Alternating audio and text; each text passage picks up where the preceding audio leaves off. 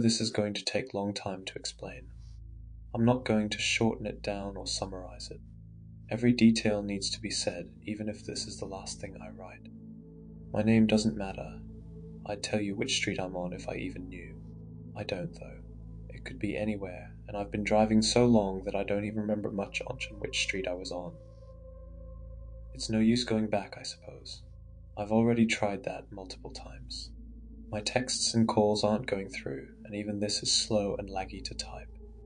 I don't know what else to do, as I know I probably won't leave this road.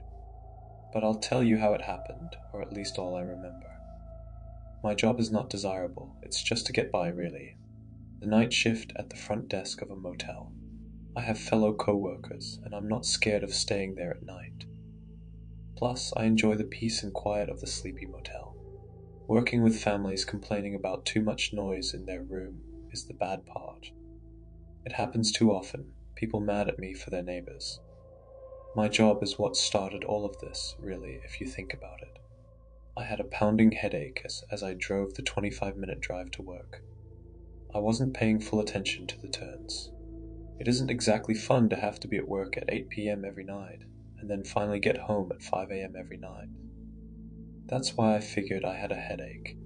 Too much work, not enough sleep. I finally took a turn which set me off.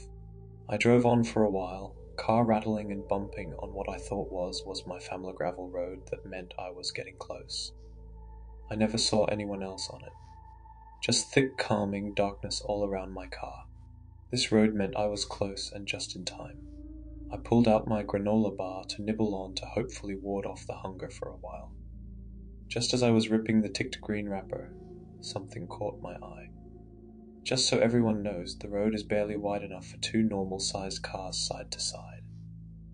It is a back road too, so usually no one walks or even drives on it. But things were different that day. There was a tiny body, one of a child maybe, walking on the side of the road. It was kicking rocks as it went, little kid style, and swinging its short arms. This made me smile for a short second, before feeling a bit uneasy. Why was a child out on a nearly deserted road in the middle of the dark? I slowed down a bit to look closer. Maybe this wasn't a child at all? Maybe I'd got it all wrong? No, this was clearly a little kid. Not only because of height, but the scrawny, awkward shape of kids. I don't know how to describe it, but that was clearly a child. I felt this sense of dread as the little child stopped, staring at my car. His eyes were barely visible, but his head was turned in a way it was apparent. Then he started walking up to my car while I was still moving. I quickly pulled over, feeling a strange sense of dread. The child stopped at my window, head down and shoulders sagging. He looked ashamed. "Missus," he murmurs quietly, "get off the road." I frowned, a bit surprised at the kid's bluntness. "I can't do that, buddy," I said slowly, not sure what else to do. "Are you all right?" I'm a bit socially awkward, so I talk slowly and strangely sometimes, saying words I don't mean. Talking to children is even worse because of their honesty and tantrums, but I can't just leave one in the dark. The kid looked up. His eyes were green and his hair was a curly black matted into a rug on his tiny head. I nearly gasped at his bruised and dirt-encrusted face. His lips were dry, cracked and bleeding with multiple sores. I couldn't believe the shape he was in. Dirty, bruised and pale-looking. His lips opened, making a choking sound that turned into words. "No!" The boy smiled a bit. He was missing multiple teeth, and the remaining ones were tainted a sickly yellow. I liked my job. I couldn't even process the words. My throat was too dry to cough out even a few words, so I just stared. The disheveled boy's smile morphed into a toothy grin. I wanted to speed off, but couldn't. I was frozen, watching the boy. "Fine," he said cheerfully. "Keep going then. I couldn't just leave him here, right?" He had to be in pain at least a little, but I couldn't carry that boy in my car. My lips didn't let me say anything. My arms stayed as still as stone, not letting me open the door for the kid. I felt a feeling of dread, something not allowing me to let the dirty child in. So I didn't. I stiffly nodded and revved my engine. The kid backed off, grinning almost creepily. I wish I would have listened to the kid before speeding off into the night.